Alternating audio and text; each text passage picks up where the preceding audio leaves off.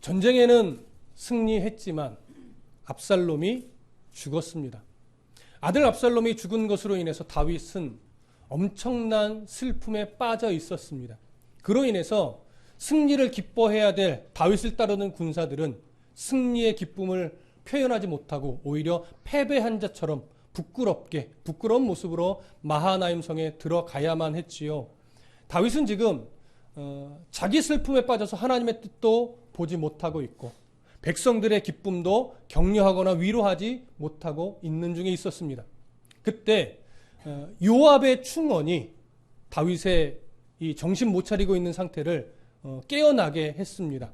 그래서 다윗은 백성들을 격려하고 기뻐할 수 있도록 하면서 이제 예루살렘으로 다시 복귀하기 위해, 환궁하기 위해 준비를 하고 있었는데 그 준비가 어떤 식으로 이루어졌냐면 북쪽의 10지파들이 야 이거 우리가 반역했는데 큰일 났다. 다윗이 환궁에서 다시 정권을 잡으면 우리가 큰 해를 입지 않을까? 그러니 그러기 전에 우리가 다시 마음을 다윗에게로 돌려서 다윗이 예루살렘으로 돌아가 다시 왕권을 잡는 일에 우리가 주도해야 되지 않겠느냐, 이런 움직임이 있었습니다. 그 움직임이 있다는 소식을 다윗이 듣고 이 북쪽의 10지파와 유다가 한 마음으로 다윗을 다시 세워 왕으로 세워지는 게 될 수 있도록 그렇게 이끌어 갔어야 되는데 다윗이 어느 지파에게 이 소식을 알려요?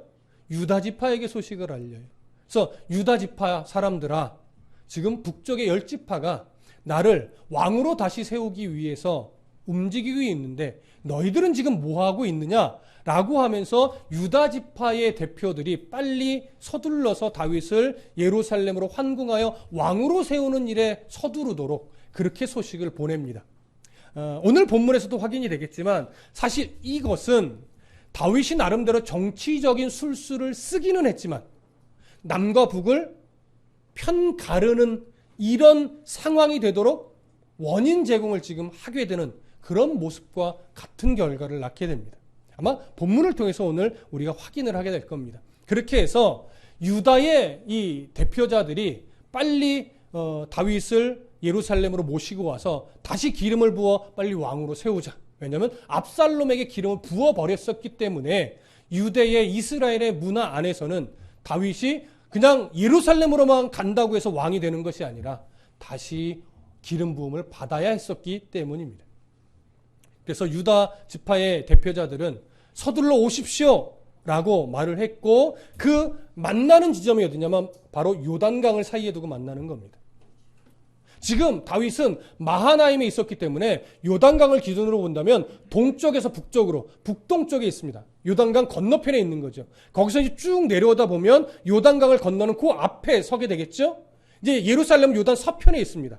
그래서 예루살렘에서 요단 서편에는 길갈까지 온 거예요. 길갈에서 이제 요단을 건너 다윗을 맞이해서 다윗을 나룻배로 건너 다시 서편으로 가게 하는 거죠. 그래서 지금 그렇게 만나는 시점의 현재 상황에 딱 들어왔어요. 그러고 나서 이제 다윗을 맞이하러 온 사람들과의 관계 속에서 오늘 일어나는 이야기들이 진행이 되는데 먼저 몇 절을 보시냐면 16절과 17절을 함께 보겠습니다. 시작. 바후림에 있는 베냐민 사람 게라의 아들 시므이가 급히 유다 사람과 함께 다윗 왕을 맞으려 내려올 때에 베냐민 사람 1000명이 그와 함께하고 사울 집안의 종 시바도 그의 아들 15과 종 20명과 더불어 그와 함께하여 요단강을 밟고 건너 왕 앞으로 나아오니라. 자, 다윗 왕을 이제 예루살렘으로 환궁하게 하기 위해서 유다의 대표자들 또 일부의 백성들이 요단강까지 온 거예요. 길갈까지 와서 이제 요단강을 건너 요단 동편에 있는 다윗에게 인사를 하고 다시 배를 태워서 요단 서편으로 건너가게 하려고 하는 요 상황인데 이때 유다 지파의 대표자들과 함께 누가 따라왔냐면 대표적으로 두 사람의 이름이 거론이 돼요. 첫 번째는 시므이, 두 번째는 시바라고 하는 인물입니다. 자, 여러분 기억하시나요? 시므이는 다윗이 피난길에 도망가는 그 길가에 나타나서 어떤 일을 했었죠? 저주했었죠. 욕을 했죠. 뿐만이 아니라 돌을 집어들어서 다윗에게 막 던지며 모욕했던 인물입니다. 사무엘하 16장 5절부터 8절에 나와 있는 내용이지요. 자, 이렇게 다윗을 저주하며 모욕하고 돌을 던졌던 시므이에게 무슨 소식이 딱 들려온 거예요? 압살롬이 죽었고 다윗이 이제 왕권을 회복하기 위해서 예루살렘으로 오고 있습니다. 이 소식을 들을 때 시므이의 마음이 어떨까요? 이제 죽었구나. 내가 그렇게 다윗을 저주하며 모욕하며 돌까지 던졌는데 야, 내가 살 수 있을까? 그 두려움에 지금 어떤 행동을 하고 있어요? 가장 먼저 달려와서 다윗 왕 앞에 엎드려서 자기 죄를 자복하며 나의 죄를 기억하지 말아 주십시오. 나에게 죄의 책임을 묻지 말아 주시옵소서. 좀 이러고 있는 거예요. 여러분, 이 상황이 그려지십니까? 그런데 시므이가요, 올 때 그냥 오지 않았어요. 성경에 보면 시므이가 나올 때 누구를 데리고 왔을까요? 안 읽으셨어요? 예? 누구를 데리고 왔어요? 유다 사람이요? 아니요. 유다 사람이 그것은 유다 사람을 데리고 왔다는 것이 아니라 유다 지파의 대표자들이 올 때 함께 왔다는 얘기예요. 근데 누구를 데리고 왔어요? 베냐민 사람 몇 명? 1000명을 데리고 왔어요. 이게 중요한 거예요. 자, 시므이가 그냥 홀로 와서 용서를 구했으면 자칫 위험할 수 있습니다. 그러면 왜 베냐민 사람 1000명을 데리고 왔을까요? 이거예요. 나를 용서해 주시면 내가 베냐민 사람의 충성을 보장하겠습니다. 그럼 베냐민은 누구의 이 지파예요? 누가 속했던 지파예요? 사울 왕이 속했던 지파예요. 그러니까 베냐민 지파는 다윗을 그리 사실은 좋아하지 않아요. 정치적으로는. 그런데 시므이가 나름 베냐민 지파에 어떤 영향력이 있었던 인물이었던 것 같습니다. 그러니까 자기가 나올 때 베냐민 지파의 사람 1000명을 대동해 오면서 분위기를 흘리는 거예요. 나를 용서해 주시면 이 1000명, 그러니까 이 1000명을 대표로 하는 베냐민 지파가 당신에게 온전히 충성할 수 있도록 제가 노력하겠습니다. 아니, 힘쓰겠습니다. 자, 이걸 다윗이 알까요? 모를까요? 이거 알죠, 이 분위기를. 그걸 딱 캐치를 해요. 그래서 이제 그 다음 내용에서 이제 그거와 관련된 이야기가 나오는데, 일단 요런 그림이 현재 그려지고 있다는 걸 기억하시고 한 명이 더 등장하죠. 누가 등장하나요? 시바라고 하는 인물이 등장합니다. 이 시바도 사무엘하 16장 1절부터 4절에 등장을 하는데, 시바는 어떤 인물이에요? 베냐민 지파에 속했던 사울의 종이었어요. 사울 가문의 종. 근데 사울이 죽고 나서 사실 시바가 나름 부자가 됐어요. 근데 그때 다윗이 누구를 찾아요? 요나단의 아들 무비보셋을 찾아요. 절뚝발이가 돼서 참 불행하게 비참하게 살고 있던 무비보셋을 찾아서 그 무비보셋에게 사울의 재산을 다 회복시켜주면서 시바에게 네가 원래 그 사울 가문의 종이었으니 이제 무비보셋을 섬기면서 그 재산을 네가 관리해드려라. 이렇게 명령을 받고 다시 시바는 무비보셋의 종이 되었습니다. 그런데 이런 시바가 다윗이 피난길에 있을 때 어떤 일을 저질렀죠? 다윗의 도망갈 때 필요한 것들을 공급해 드리면서 무비보셋을 모함했어요. 무비보셋이 압살롬의 편에 서서 사울 왕권을 회복하려고 합니다. 근데 그 말만 듣고 사실의 진위 여부를 가리지 않고 이 시바에게 무슨 명령을 해요? 무비보셋의 재산을 네가 다 가져라. 자, 한번 생각해 보세요. 그렇게 해서 다윗을 그러니까 공개하고 그 명령을 받고 나서 시바가 돌아갔을 거예요. 무비보셋이 있는 곳으로 돌아가서 다윗은 모르지만 시바가 어떻게 했을까요? 무비보셋을 섬겼을까요? 무비보셋을 쫓아내고 그 자산을 다 빼앗았을까요? 다 빼앗았죠. 그러니까 지금 시바는 다윗이 올 때 자칫 잘못해서 이 사실이 들통나면 어떤 위험을 처리할 수 있어요? 재산 다 뺏기고 자기는 죽을 수도 있는 거예요. 무비보셋을 모함했다라고 하는 이유로. 그러니까 지금 나와서 계속해서 다윗에게 어떻게 해야 돼요? 잘 보이고 이 모함한 것이 드러나지 않도록 하여튼 노력을 해야 돼요. 그래서 그 두려움에, 그 걱정에 시므이가 나올 때 덩달아 자기도 빨리 나온 거예요. 잘 보이려고, 아부하려고. 여러분, 이 상황이 이해되십니까? 자, 그렇게 이 두 사람이 나와서 다윗 함께 엎드려 맞이하며 환영하며 죄를 고백하기도 하고 잘 보이려고 지금 노력하는 이 상황 속에 있습니다. 자, 이제 이어서 18절부터 20절까지 함께 읽습니다. 시작.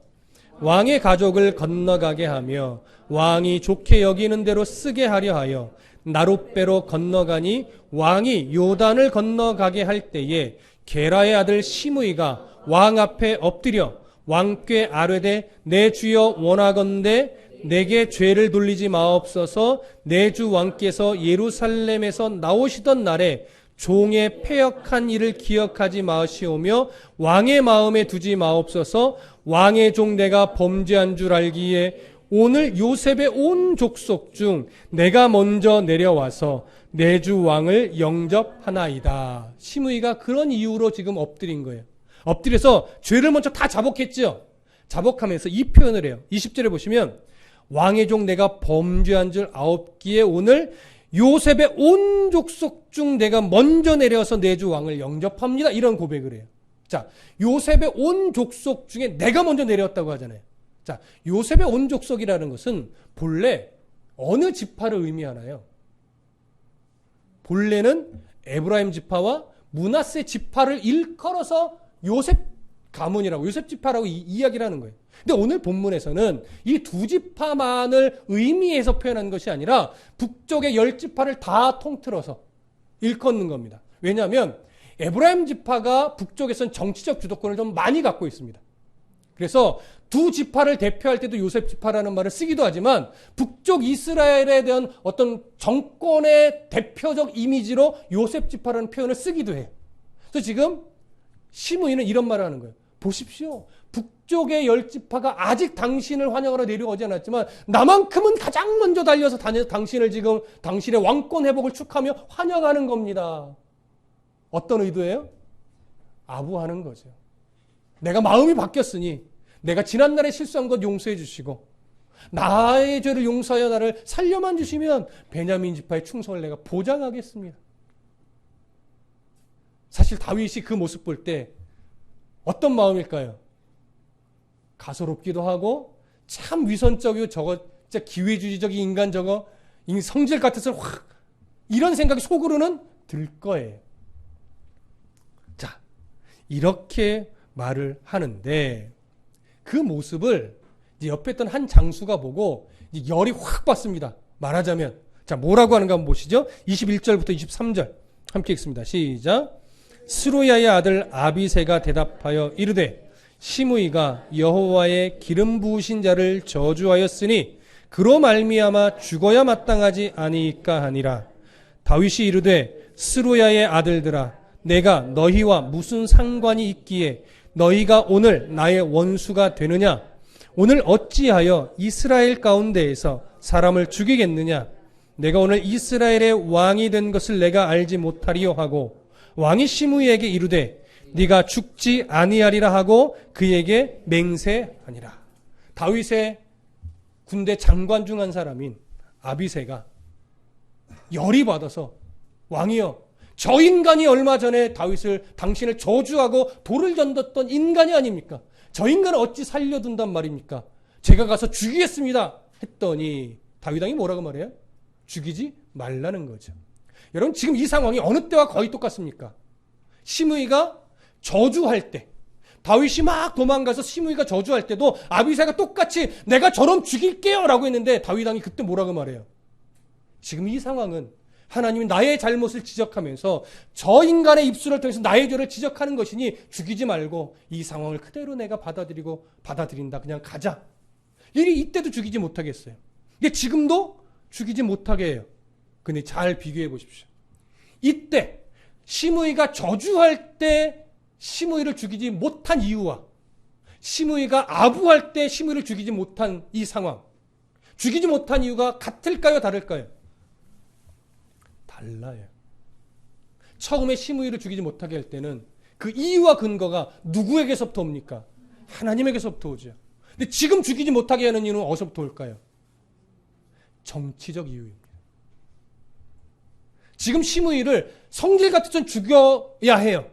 감정으로 보면. 그러나 다윗은 이것을 지금 감정으로 보지 않고 무엇으로 봐요? 정치적 실리로 봐요. 지금 죽이면 어느 지파의 충성을 받아내기 어려울까요? 베냐민 지파의 충성을 이끌어내기가 어려워져요. 그러니 죽이는 것보다 용서해 주면서 베냐민 지파의 충성을 그의 말대로 받아내는 것이 훨씬 더 유익입니다. 하지만 다윗은요, 시므이를 믿지는 않아요. 열왕기서에 가보면 솔로몬이 즉위할 때 솔로몬에게 무슨 말을 해주냐면 저 시므이를 조심해라. 이 얘기를 해줘요. 항상 경계. 왜? 언제든 다시 배반할 수 있는 인물로 여전히 여기고 있어요. 항상. 그러니까 지금 여기서 그를 죽이지 않은 것도 그의 용서 구함을 믿음의 은혜로 하나님의 시선으로 받아준 게 아니에요. 정치적 실리를 따라서 지금 그를 용서한 거란 말이죠. 왜 이 비교를 해요? 지금 도망칠 때는 항상 모든 과정 속에서 누구를 생각했어요? 하나님을 생각했어요. 승리하고 돌아오는 길에는 저번 시간에도 확인했지만 요소마다 하나님을 생각해요, 안 해요?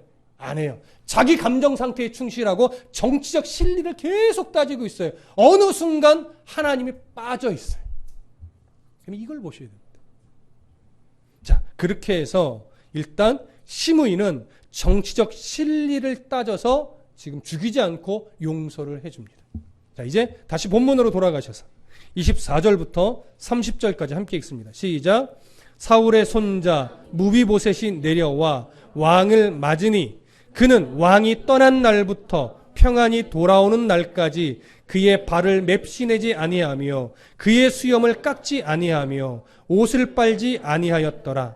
예루살렘에서 와서 왕을 맞을 때에 왕이 그에게 물어 이르되 무비보셋이여 네가 어찌하여 나와 함께 가지 아니하였더냐 하니 대답하되 내 주 왕이여 왕의 종인 나는 다리를 절므로 내 나귀의 안장을 지워 그 위에 타고 왕과 함께 가려 하였더니 내 종이 나를 속이고 종인 나를 내 주 왕께 모함하였나이다. 내 주 왕께서는 하나님의 사자와 같으시니 왕의 처분대로 하옵소서. 내 아버지의 온 집이 내 주 왕 앞에서는 다만 죽을 사람이 되지 아니하였나이까. 그러나 종을 왕의 상에서 음식 먹는 자 가운데 두셨사오니 내게 아직 무슨 공의가 있어서 다시 왕께 부르짖을 수 있사오리이까 하니라. 왕이 그에게 이르되 네가 어찌하여 또 네 일을 말하느냐. 내가 이르노니 너는 시바와 밭을 나누라 하니 무비보셋이 왕께 아뢰되 내 주 왕께서 평안히 왕궁에 돌아오시게 되었으니 그로 그 전부를 차지하게 하옵소서 하니라. 자, 시므이와 시바가 자기 실리를 따져서 다윗 왕 앞에 나와서 엎드릴 때 조금 늦게 누가 뒤따라왔냐면 무비보셋이 뒤따라왔습니다. 여러분 아시다시피 무비보셋은 양쪽 다리가 다 불구입니다. 그 불편한 몸으로 나귀를 타고 왔는지 걸어왔는지 누구의 도움을 받아왔는지 정확하게 알 수는 없으나 대략 30km 정도를 이동해서 지금 다윗을 맞이하러 왔습니다. 그러면서 다윗에게 무엇을 말해요? 자신은 다윗을 배반한 적이 없음을 정확하게 이야기를 합니다. 왜 못 나왔는지까지 이야기를 합니다. 왕을 따라가지 못한 그때부터 지금까지 자기의 발을 어떻게 했대요? 맵시내지 않았대요. 발만 맵시내지는 것이 아니라 수염도 깎지 않았고 옷도 빨지 않았대요. 여러분 지금 이 모습은 원래 어떤 상황 속에서 주로 하던 행색인가요? 부모가 돌아가셨을 때. 그때 그 슬픔을 표현하면서 주로 한동안 정해진 기간 동안 이런 모습을 취합니다. 그런데 이 무비보셋은 다윗이 도망치던 그날부터 돌아올 그때가 언제인지 모르지만 오실 때를 기대하면서 그때까지 이런 행색으로 보냈던 거예요. 물론 이런 행색으로 보낼 때는 또 하나 이유가 있었겠죠. 시바에게 모든 재산을 다 빼앗기고 또 비참한 삶을 또 살게 되었을 터이니 어쩔 수 없는 모습도 있었을 것입니다. 그러나 무비보셋은 다윗을 따라가지 못한 것을 가슴 아파하면서 자기 외모를 꾸미고 먹는 일 이런 일에 마음을 쓰지 않고 다윗의 마음을 헤아리며 같이 가슴 아파하고 있었던 거예요. 그렇게 다윗을 기다리고 있었던 것이죠. 그래서 그 마음을 솔직하게 다윗에게 다 고백을 했습니다. 다윗도 아마도 본문을 보면 이 무비보셋의 말을 어느 정도 이해하고 인정한 것으로 여겨집니다. 자, 그렇다면 다윗이 무비보셋의 진심의 말을 충분히 이해하고 수용했다면 그 다음에 어떤 행동이 나가야 돼요? 재산을 돌려주고 무비보셋을 모함했던 시바에게 벌을 내려야죠. 근데 다윗은 어떻게 처리를 해요? 시바를 벌 주는 것이 아니라 재산을 반으로 나눈다. 여러분 이제 한번 분위기 흘러가는 흐름대로 한번 생각해 보십시오. 왜 시바를 벌하지 않았을까요? 만약에 지금 다시 왕권을 회복하는 이 상황 속에서 또 백성들의 마음을 다시 자기에게로 돌려야 되는 이 상황 속에서 시바를 벌하게 된다면 자기의 뭘 인정하게 되는 것과 같아요? 자기의 실수. 무비보셋의 중심을 헤아리지 못했던 자기의 실수를 인정하는 결과가 돼요. 이것이 잘못 소문이 와전되면 어떻게 돼요? 다윗 왕의 여러 면으로 좋을 게 없어요. 오해를 살 수도 있고 별것 아닌 것 같이 여겨지는 게 크게 불려질 수도 있고 이런 상황 속에서 다윗은 지금 시바를 벌하는 것보다 오히려 그걸 드러내지 않고 무비보셋과 재산을 반 나눠주면서 시바와 함께 그냥 그대로 또 이전에 나를 도와줬던 것도 있으니까 이렇게 넘어가는 것이 더 자기의 정치적 상황으로 볼 때는 훨씬 더 자기에게 유익하지 않겠는가 이렇게 판단한 것으로 봅니다. 그렇게 해서 벌하지 않죠. 그런데 놀라운 것은 이런 판결을 내리자 무비보셋이 다윗에게 이렇게 말합니다. 자, 30절 다시 한번 보세요. 무비보셋이 왕께 아뢰되 내 주 왕께서 평안히 왕궁에 돌아오시게 되었으니 그로 그 전부를 차지하게 하옵소서 하니라. 이런 무비보셋은 지금 재산에 탐을 내고 있나요? 아니요.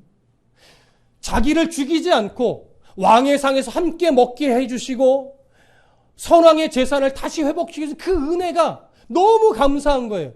자기에게 있어서는 다윗과의 관계 회복이 더 중요하지 재산을 다시 회복하든 못하든 이건 문제가 안 됐던 거예요.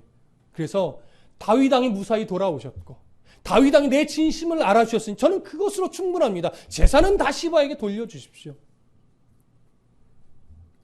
여러분 잘 보세요. 다윗과 이런 무비보셋의 이 순결한 마음이 비교가 되는 거예요.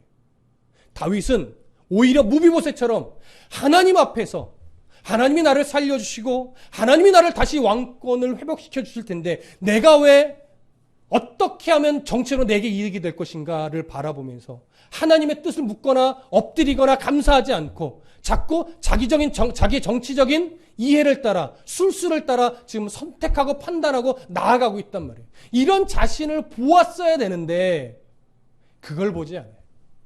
무비보셋을 통해서 그걸 발견했어야 되는데 이런 오늘 교회, 목회, 성도의 삶도 똑같습니다. 이런 목사가 왜 목회를 합니까? 어떻게 하면 평안하게 노후를 보낼까? 어떻게 하면 돈을 많이 벌까? 어떻게 하면 막 인기를 좀 끌을까? 여러분 이게 목회의 목적일까요? 아니죠. 어떻게 하면 한 영혼이 더 하나님 말씀 앞에 새로워지고 서로 사랑하는 계명을 따라서 하나님의 자녀로서의 삶을 바르게 살아가게 섬길 수 있을까? 말씀을 바르게 전할 수 있을까? 이것 때문에 하는 거잖아요. 영혼이 새로워지는 거. 교회가 하나님이 원하시는 교회다워지는 거. 이걸 위해서 하는 거란 말이에요. 근데 이걸 놓치면 목회자도 하나님 앞에 엎드리고 하나님의 뜻을 구하고 교회가 하나님의 뜻에 가깝게 가고 있습니까? 이걸 염두에 두지 않고 누구랑 친해야 내게 유익이고 누가 나한테 걸림돌이고 막 이런 걸 제기 시작하면 하나님의 뜻은 온데간데 없고 교회는 목사의 어떤 정치적 입김에 의해서 막 좌지우지되는 이렇게 된단 말이에요. 성도의 입장도 사실은 동일해요. 교회는 철저하게 누구의 실리를 가지고 움직여야 되는 교회가 아니라 누구 중심으로만 가야 돼요? 하나님의 뜻이 어디에 있는가? 하나님이 무엇을 기뻐하는가? 여기에 근거가 돼서 모든 목회든 성도의 삶이든 다 움직여져야 된단 말이에요. 힘들 때만 주를 찾는 것이 아니라 환경이 좋아졌을 때도 늘 주님 앞에 뜻을 묻고 주님이 기뻐하시는가 기뻐하지 않는가를 늘 고민하면서 그 한 걸음 한 걸음을 갈 때 교회도 건강해지고 목사의 목회도 건강해지고 성도의 삶도 건강해지게 되어 있습니다. 그러나 이 중심, 별거 아닌 것 같지만 이 중심 하나를 놓치는 순간 아무리 교회가 커지고 성도가 늘어나고 해도 그건 하나님 기뻐하는 교회가 아니라는 것, 우리가 성경을 통해서 늘 발견을 합니다. 지금 다윗의 이런 안타까운 모습을 지금 보고 있습니다. 조금 더 본문으로 이제 들어가 보시면 31절부터 39절까지 함께 보겠습니다. 시작. 길르앗 사람 바르실레가 왕이 요단을 건너가게 하려고 로글림에서 내려와 함께 요단에 이르니 바르실레는 매우 늙어 나이가 80세라. 그는 큰 부자이므로 왕이 마하나임에 머물 때에 그가 왕을 공궤하였더라. 왕이 바르실레에게 이르되 너는 나와 함께 건너가자. 예루살렘에서 내가 너를 공궤하리라. 바르실레가 왕께 아뢰되 내 생명의 날이 얼마나 있사옵기에 어찌 왕과 함께 예루살렘으로 올라가리이까. 내 나이가 이제 80세라. 어떻게 좋고 흉한 것을 분간할 수 있사오며 음식의 맛을 알 수 있사오리이까. 이 종이 어떻게 다시 노래하는 남자나 여인의 소리를 알아들을 수 있사오리이까. 어찌하여 종이 내 주 왕께 아직도 누를 끼치리이까. 당신의 종은 왕을 모시고 요단을 건너려는 것뿐이거늘 왕께서 어찌하여 이 같은 상으로 내게 갚으시려 하시나이까. 청하건대 당신의 종을 돌려보내옵소서. 내가 내 고향 부모의 묘 곁에서 죽으려 하나이다. 그러나 왕의 종 기맘이 여기 있사오니 청하건대 그가 내 주 왕과 함께 건너가게 하시옵고 왕의 처분대로 그에게 베푸소서 하니라. 왕이 대답하되 기맘이 나와 함께 건너가리니 나는 네가 좋아하는 대로 그에게 베풀겠고 또 네가 내게 구하는 것은 다 너를 위하여 시행하리라 하니라. 백성이 다 요단을 건너매 왕도 건너가서 왕이 바르실레에게 입을 맞추고 그에게 복을 비니 그가 자기 곳으로 돌아가니라. 자, 또 한 인물이 등장합니다. 80세가 넘어가는 노인 바르실레가 등장하죠. 바르실레는 어디에 사는 사람이냐면 마하나임, 요단 동편 북쪽에 있는 임시정부처럼 다윗이 잠시 머물렀던 곳에 있었던 인물입니다. 이 사람은 큰 부자였습니다. 그래서 이 바르실레는 도망가서 잠시 임시정부처럼 머물고 있는 그 마하나임에서 다윗의 모든 필요를 다 채워주었던, 여기 공개한다는 것은 다 공급해주고 채워주고 대접했다라고 하는 의미입니다. 필요한 모든 것을 채워주었던 인물인 것 같습니다. 그리고 나서 이제 다윗이 다시 예루살렘으로 돌아가 왕권을 회복하게 되는 상황이 오니까 80km 정도를 내려와서 배웅하려고 온 바르실레에게 나와 함께 어디로 가자? 예루살렘으로 가자. 내가 너에게 은혜를 입었으니 내가 너에게 은혜 받은 만큼 충분히 또 은혜를 베풀겠다. 이렇게 얘기합니다. 그때 바르실레가 아닙니다. 제가 왕께 베푼 것은, 왕을 공개한 것은 무엇인가 나중에 왕을 통해서 이익을 얻기 위함이 아니라 그저 왕의 필요를 채우고자 하는 순수한 마음이었고, 내가 이제 나이가 이만큼 됐는데 뭘 먹은들 맛있으며 뭘 먹은들 분간을 잘할 수 있겠습니까? 그러니 나는 이제 하나님의 때가 되면 나의 고향에서 부모의 곁에서 나는 그냥 죽기를 원하니 저를 데려가려고는 하지 말으십시오. 다만 누구를 부탁해요? 김함이라고 하는 인물을 부탁해요. 대부분의 학자들은 이 김함을 바르실레의 아들로 봅니다. 그래서 아들만큼은 왕께서 잘 사용하셔서 왕의 일을 하는데 도움이 될 수 있었으면 좋겠습니다 하고 아들을 부탁하며 맡기지요. 자, 그런데 우리가 바르실레와 이 대화 속에서 한 가지 발견하는 것이 뭐냐면, 여러분, 바르실레는 분명 순수한 인물입니다. 다윗을 위해 순수한 마음으로 모든 것을 필요를 공급하며 섬겼던 인물입니다. 자, 그런데 잘 보세요. 다윗을 이렇게 바르실레를 통해 섬기게 한 것은 누구의 은혜일까요? 넓게 보면 하나님의 은혜예요. 하나님이 바르실레에게 다윗을 섬기도록 마음을 주지 않았다면 바르실레가 다윗을 섬길 수 없습니다. 그러니까 모든 상황은 하나님께서 다윗을 다윗되게 하기 위해서 사람을 통해서도 하나님께서 다 끌고 가는 역사인데, 다윗은 지금 뭐만 봐요? 이 일이 일어나게 역사하시는 하나님을 지금 보지 않고 표면적인 것만 봐요. 네가 나를 대접했으니 나도 너를 대접할게. 이 모든 상황을 끌어가신 하나님은 보고 있어요, 안 보고 있어요? 안 보고 있단 말이에요. 성경은 지금 그걸 드러냅니다. 하나님 안타깝죠.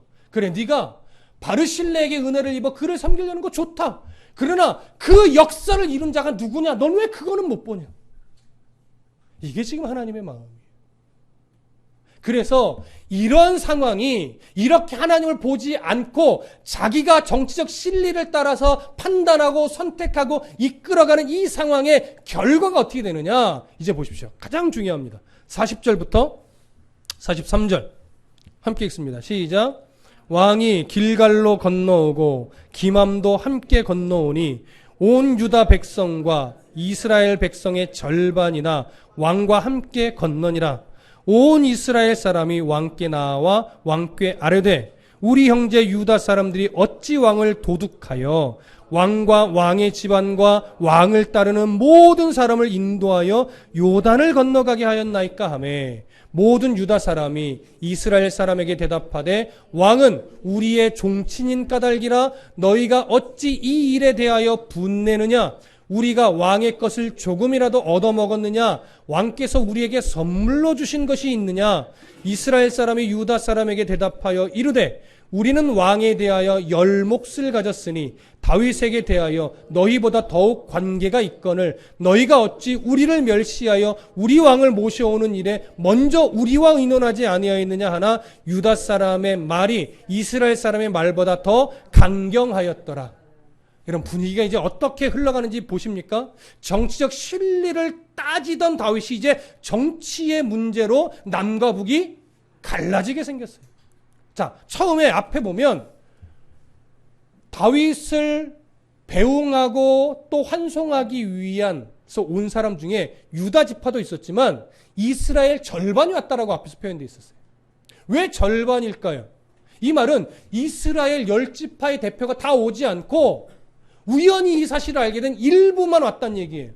그러니까 유다 지파가 다윗을 모셔오는 일을 북쪽 사람들과 전혀 상의하지 않고 그냥 독단적으로 처리해서 일을 진행시킨 거예요. 그래서 이 일을 알게 된 일부 사람들은 빨리 와서 그 자리에 함께 있었지만 나머지 사람은 뒤늦게 알고 급히 서둘러 내려오고 있는 중이에요. 그래서 다윗이 요단을 건너 이제 길갈로 올 때쯤에 비로소 도착한 사람들이 더 와서 이제 이스라엘의 대표들이 다 모였어요. 뒤늦게.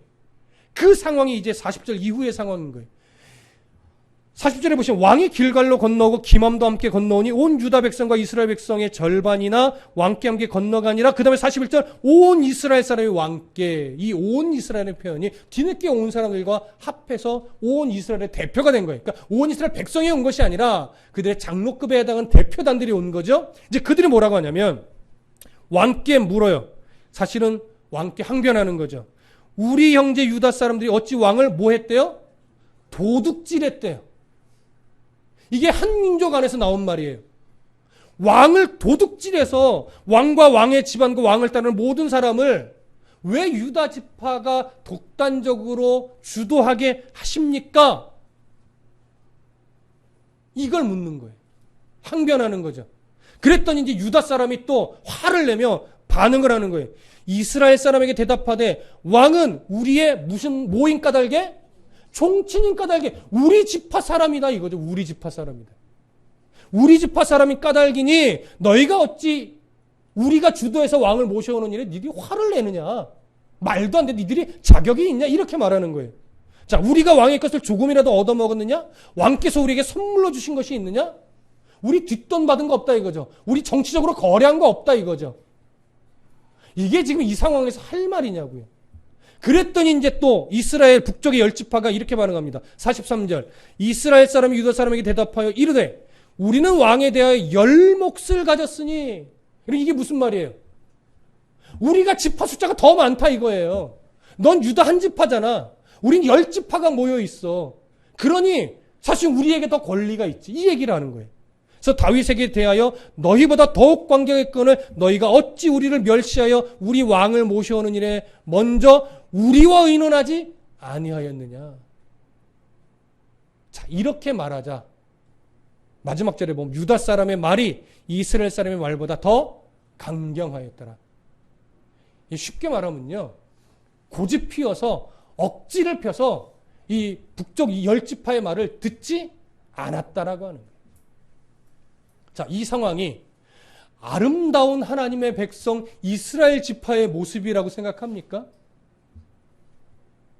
자, 그러면 이렇게 지금 이스라엘이 북쪽과 남쪽으로 갈라져서 완전히 싸울 기세가 된 것의 출발점은 어디서부터일까요?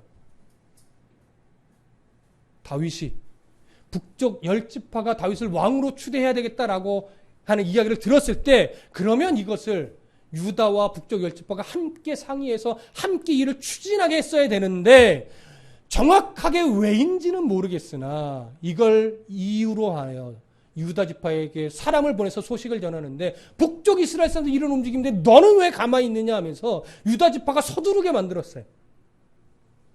자기도 유다 지파여서 그런지 모르겠습니다. 그래서 유다 지파가 오히려 정치적 주도권을 잡는 것이 자기에게 더 유리하다고 판단해서 그랬지 않았을까라고 가장 가능성 있는 추측은 할 수 있습니다. 자, 그런데 이것 때문에 남과 북이 갈라지는데 사실은 아주 심각해집니다. 이것이 이제 다음 주에 볼 20장부터 넘어가면 또 하나의 반란이 일어나는 사건으로 연결이 돼요. 그리고 잘 보세요. 이들의 대화 속에 하나님의 백성이며 하나님이 세우신 선민의 나라라고 하는 이해가 여기에 있나요? 이 대화 속에? 없지요. 여러분, 북쪽 10지파가 이렇게 항변하는, 이렇게 지금 분노하며 말하는 이유가 뭡니까? 다른 거 없어요. 정치적 주도권을 빼앗겨서예요. 정치적 주도권을 빼앗기고 싶지 않아서 지금 이렇게 분을 내는 거예요. 그 유다 지파는 왜 이렇게 강경하게 나옵니까? 똑같아요. 정치적 주도권을 안 뺏기려고. 근데 다윗은 이 사이에서 지금 중재를 합니까? 안 합니까? 안 해요. 이것이 지금 뭐라고 표현해야 돼요? 이런 상황을. 이게 통탄할 노릇이죠. 이거 뭐라고 표현해야 되는데 생각이 나질 않네요. 하나님의 뜻을 구하는 지파도 없고 다윗도 하나님의 뜻을 구하지 않고 여기든 저기든 다 정치적 실리만 따지고 있단 말이에요. 아까도 얘기했지만 교회도 이런 식으로 흘러가서는 되지 않아요. 오직 방향성은 하나예요. 하나님의 뜻이 무엇이며 하나님이 세우시는 하나님이 기뻐하는 공동체가 되기 위해서 내가 무엇을 가져갈까가 아니라 어떻게 섬길까, 어떻게 이해할까, 어떻게 먼저 손을 내밀까. 이 하나님의 기준이 돼서 이런 섬김이 먼저 나아가야 되는데 그 교회 공동체의 그 뭐라고 어떤 기득권 빼앗기지 않으려고 네가 잘났니 내가 잘났니 이 싸움을 하기 시작하면 교회는 병드는 것이고 이것이 말씀 안에서 해결되지 않으면 교회는 교회가 아닌 거예요. 이걸 깨트리려고 말씀이 있는 것이고 이게 깨져서 하나님 중심으로 성도가 하나 되게 하려고 말씀이 있는 건데 말씀을 들어도 기득권만 챙기고 말씀을 들어도 실리만 따지고 말씀을 들어도 네 편 내 편 가른다면 그게 무슨 목회며 그게 무슨 교회이겠습니까?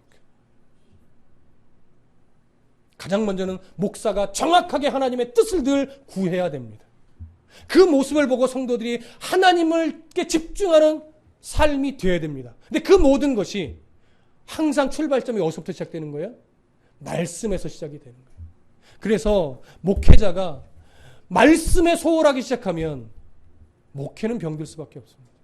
성도가 목회자를 통해서 말씀을 가까이 하지 못하게 되면, 그러니까 목회자가 말씀을 바르게 전해야 성도가 그 말씀을 바르게 받아 먹는데 이 관계가 깨지면 목회자도 병드는 것이고 성도도 병들 수밖에 없는 거예요.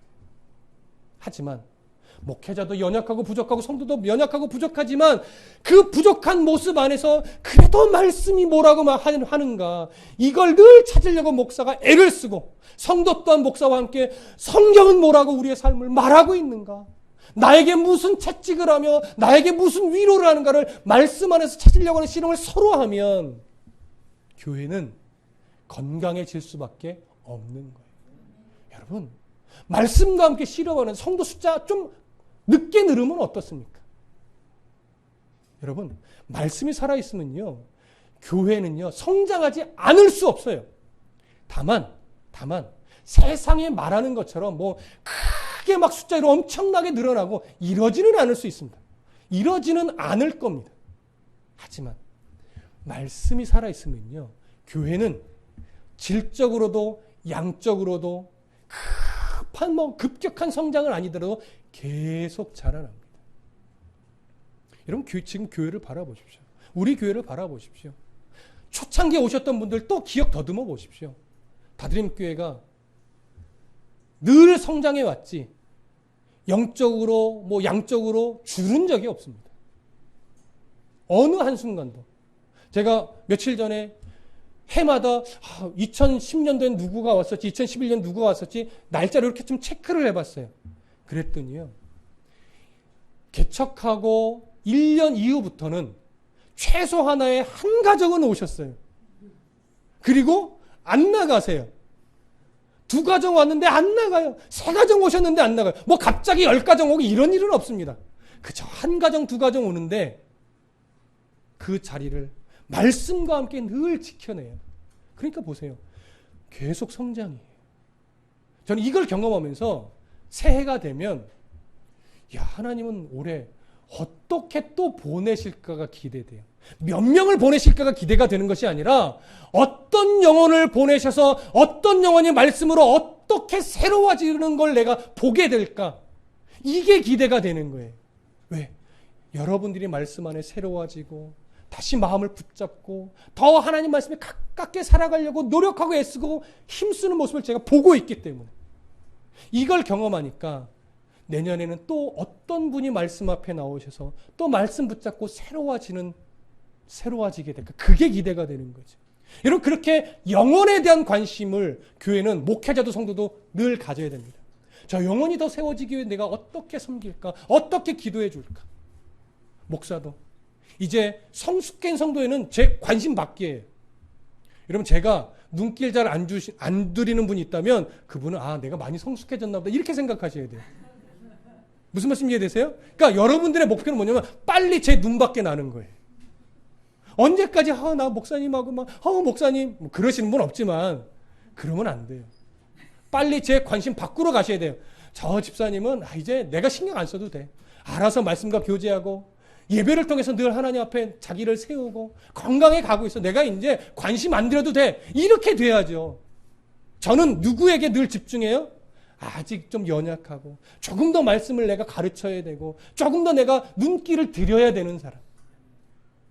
그러니까 저의 외면을 받으셔야 되는 거예요. 그게 섭섭한 게 아니라 저의 외면을 빨리 받아야 여러분 신앙이 자라는 거예요.